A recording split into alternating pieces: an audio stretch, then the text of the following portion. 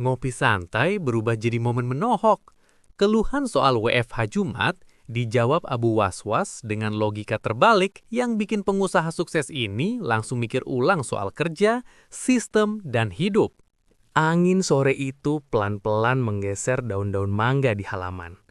Burung-burung kecil ribut sendiri, seolah sedang rapat RT tanpa undangan. Di teras rumah sederhana tapi adem, duduklah Abu Waswas. Dengan sarung agak naik sebelah, kaos oblong yang warnanya sudah tidak jelas apakah putih atau kenangan, dan tentu saja secangkir kopi hitam pekat di tangan kanan. Di depannya, sepiring gorengan, tempe, tahu isi, dan satu bakwan yang bentuknya lebih filosofis daripada geometris. Abu Waswas mengelus perutnya yang sedikit menonjol. Bukan karena sombong, tapi karena isi. Ia menarik napas panjang, lalu berkata pada dirinya sendiri, "Ini perut bukan buncit, ini cadangan energi nasional." Belum sempat ia melanjutkan pembelaan terhadap anatomi pribadinya, tiba-tiba terdengar suara motor berhenti di depan rumah. "Assalamualaikum," teriak seseorang. "Waalaikumsalam, masuk aja, pintu nggak dikunci, yang dikunci cuma niat buruk," jawab Abu Waswas tanpa berdiri. Masuklah seorang pria dengan kemeja rapi, jam tangan mengkilap, sepatu yang sepertinya lebih mahal dari motor Abu Waswas. Wajahnya bersih, tapi ada kerutan halus. Kerutan orang yang banyak mikir tapi jarang tidur siang. "Lah, ini Rafiq," kata Abu Waswas menyipitkan mata. "Waswas, masih hidup ternyata," jawab pria itu sambil tertawa. Mereka berpelukan, pelukan yang bukan sekedar temu kangen, tapi juga verifikasi bahwa masing-masing belum berubah terlalu jauh dari masa mondok dulu. "Duduk-duduk, ini kopi, tapi kalau kamu biasa minum kopi yang ada nama Italinya, ini maaf ya, ini kopi kampung, namanya kopi nekat. Diminum nekat, kalau pahit ya sabar." Rafiq tertawa, "Justru ini yang saya kangen." Mereka mulai ngobrol, dari cerita zaman mondok, siapa yang dulu paling sering ketahuan tidur pas ngaji, siapa yang suka nyolong kerupuk dapur, sampai siapa yang dulu sok alim, tapi ternyata paling cepat kabur kalau disuruh bersih-bersih. Ngobrol ngalor ngidul, lompat dari masa lalu ke masa depan, dari hal penting ke hal yang tidak penting tapi dibahas serius. Sampai akhirnya, Rafiq menarik napas panjang. "Aduh, Was-was, jujur ya, sekarang ini lagi pusing." Abu Waswas langsung menaruh kopi. Matanya menyipit seperti detektif yang baru mencium aroma masalah. "Pusing kenapa? Kurang minum kopi? Atau kebanyakan mikir padahal belum tentu perlu?" Rafiq menghela napas. "Ini soal kebijakan baru. Pemerintah mendorong swasta untuk WFH hari Jumat." Abu Waswas diam, mengambil gorengan, menggigit pelan, mengunyah lama. Terlihat seperti sedang berpikir, padahal belum tentu. Terus, tanyanya santai. "Terus gimana? Ini bikin repot. Operasional jadi nggak optimal. Koordinasi susah. Produktivitas bisa turun. Belum lagi karyawan yang mungkin jadi santai. Kerja dari rumah kan rawan. Ya, kamu ngertilah." Abu Waswas mengangguk pelan. Jadi kamu keberatan?" "Iyalah, ini kebijakan aneh. Jumat itu justru hari penting. Banyak target mingguan dikejar di hari itu. Kalau WFH bisa berantakan." Abu Waswas tersenyum. Senyum yang biasanya muncul sebelum ia mengeluarkan logika yang bikin orang mikir ulang tentang hidupnya. "Fik, boleh saya tanya satu hal?" "Tanya aja.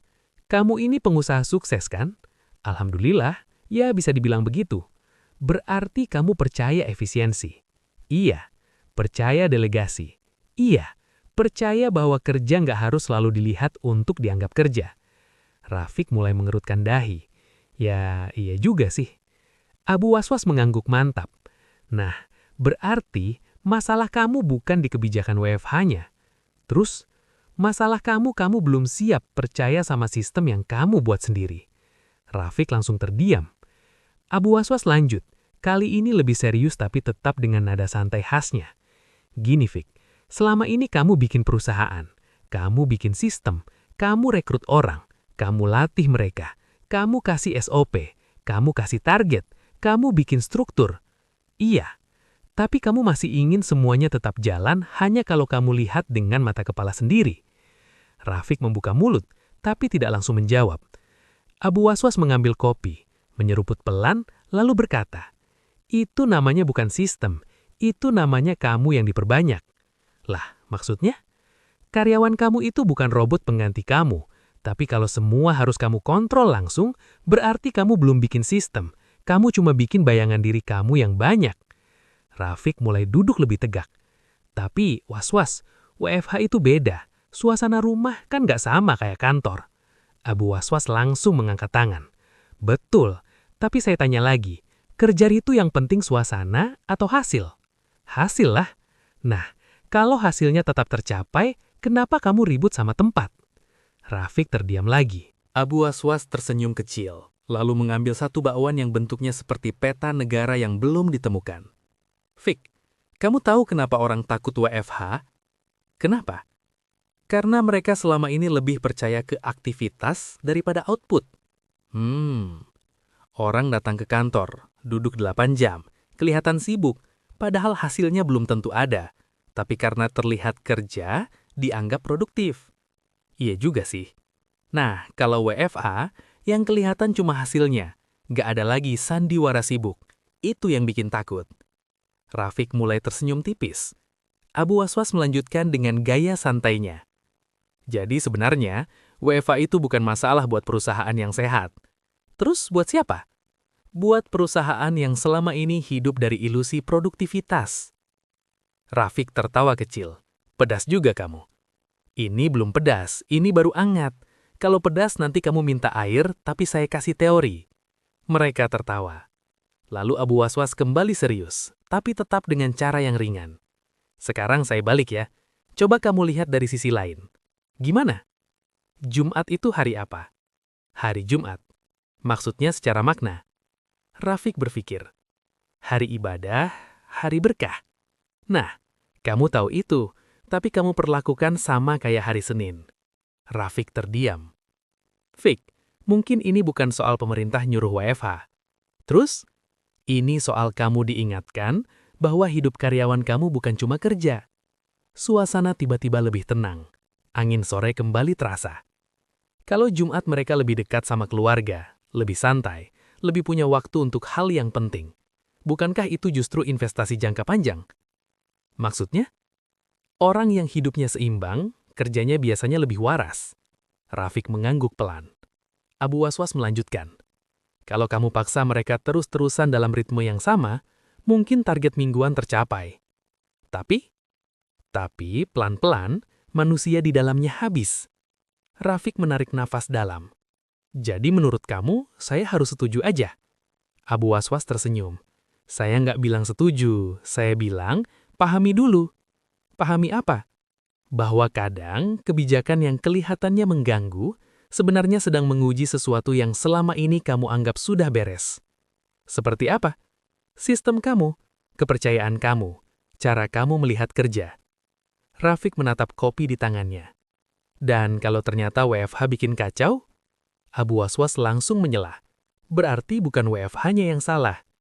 Terus, sistem kamu yang belum siap. Sunyi sejenak. Lalu Abu Waswas tersenyum lagi, kembali ke mode santai. Tapi tenang aja, ada kabar baik. Apa?